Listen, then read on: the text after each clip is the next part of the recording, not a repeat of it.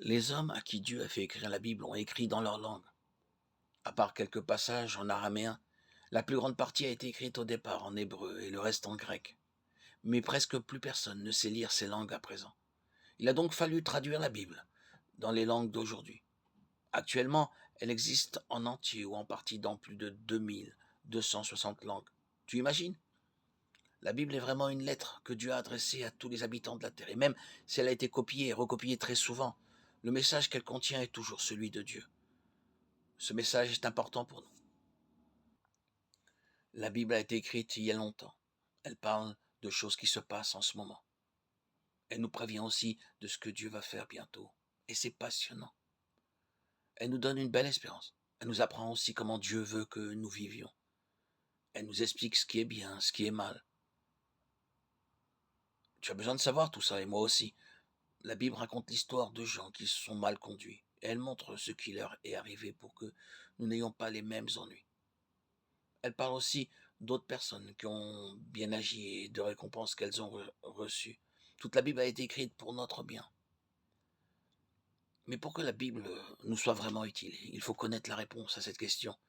Qui nous l'a donnée, à ton avis? Toute la Bible vient de Dieu. Alors comment pouvons-nous montrer que nous avons de la sagesse? En écoutant Dieu et en faisant ce qu'il nous dit. Pour cela, nous devons prendre le temps de lire la Bible ensemble. Quand on reçoit une lettre de quelqu'un qu'on aime beaucoup, on la relit plusieurs fois parce qu'elle nous fait plaisir. C'est pareil pour la Bible, car c'est une lettre qui vient de la personne qui nous aime le plus. C'est la lettre de Dieu qui nous aime.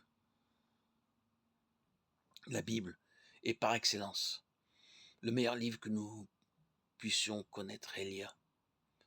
Elle nous apprend la vérité sur Dieu. La Bible est importante. Elle vient de Dieu. Elle nous parle de lui, de tout ce qu'il va faire pour nous. Elle nous explique comment nous pouvons lui faire plaisir. Cette lettre de Dieu qui est une lettre d'amour est le moyen pour Dieu de nous communiquer son amour. Et le moyen très efficace pour pouvoir le rencontrer, nous réconcilier avec lui. Et le moyen le plus efficace pour entamer une réconciliation avec lui.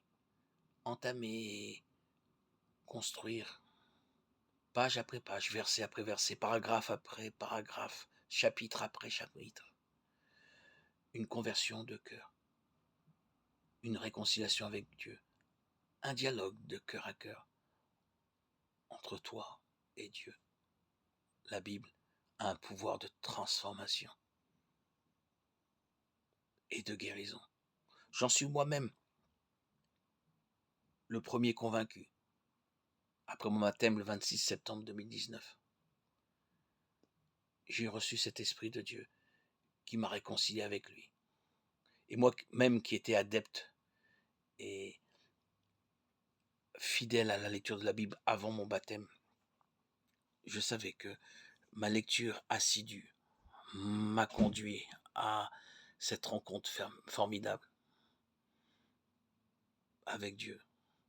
L'Esprit Saint m'a permis de prendre conscience que c'est la lecture de la Bible qui, jour après jour, m'a mené au baptême et m'a amené à Dieu. La lecture de la Bible te permet de rencontrer Dieu, mais plus encore, de rencontrer des personnes qui t'amènent à Dieu et te faire avancer, toi qui n'es peut-être pas encore baptisé, pour franchir le pas, passer à une étape supérieure.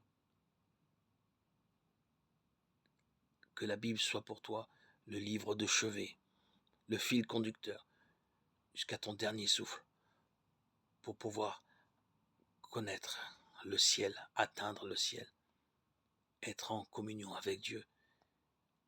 Et si Dieu te le permet, partage la parole avec tous ceux que tu rencontres. Fais rayonner la parole de Dieu, car c'est notre mission. En tant que chrétiens, par notre baptême, nous sommes témoins de la résurrection de Christ dans nos vies, par son esprit qui est en nous et qui nous régénère jour après jour et qui nous vivifie, nous devons témoigner de cette parole et la lire régulièrement. C'est la nourriture de nos âmes, le carburant pour nos vies, pour aller toujours de l'avant. La Bible est la lettre de Dieu, ce Dieu qui nous aime et nous a toujours aimés. Restons lui fidèles, gardons notre espérance et notre foi, et nos yeux toujours rivés vers le Seigneur, Jésus-Christ, Fils de Dieu, Roi, Messie, à la fois Dieu et à la fois homme. Alléluia. Gloire à Dieu au plus haut des cieux et paix sur la terre aux hommes qu'il aime. À toi, Seigneur, tout honneur et toute gloire pour les siècles des siècles.